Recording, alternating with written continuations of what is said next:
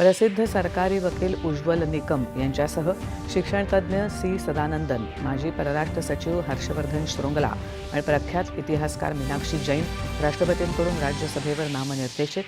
परराष्ट्र व्यवहार मंत्री डॉक्टर एस जयशंकर 3 दिवसांच्या सिंगापूर आणि चीनच्या दौऱ्यावर. सिंगापूरच्या परराष्ट्र मंत्र्यांची घेतली भेट.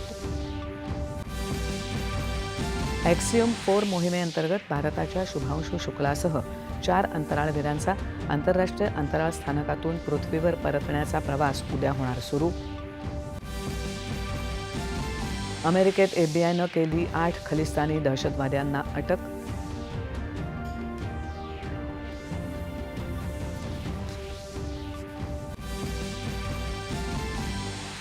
निकृष्ट दर्जाच्या खतांविरोधात तत्काळ कठोर कारवाई करण्याचे केंद्रीय कृषी मंत्र्यांचे सर्व राज्य आणि केंद्रशासित प्रदेशांना निर्देश.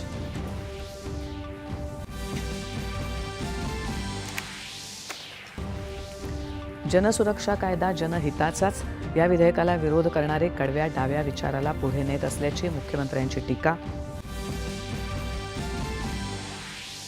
विकसित अर्थव्यवस्थेकडे वाटचाल करत असताना महाराष्ट्रात दोषसिद्धीचं प्रमाण 90% नेण्याचं उद्दिष्ट मुख्यमंत्री देवेंद्र फडणवीस यांच्याकडून अधोरेखित.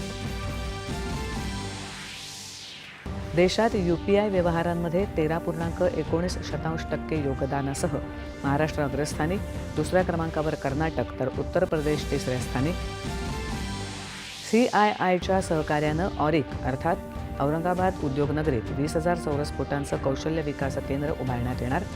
DPIITच्या सचिवाने दिली माहिती. अँडरसन तेंडुलकर मालिकेतील तिसऱ्या कसोटी सामन्यात भारत इंग्लंडचे पहिले डाव बरोबरीत झाल्यानंतर लक्ष दुसऱ्या डावातल्या खेळीकडे. इंग्लंडचे 2 गडी झटपट बाद. आणि विम्बल्डन टेनिस स्पर्धेत आज पुरुष एकेरीच्या विजेतेपदासाठी यानिक सिन्नर आणि कार्लोस अल्कराज यांच्यात लढत. नमस्कार.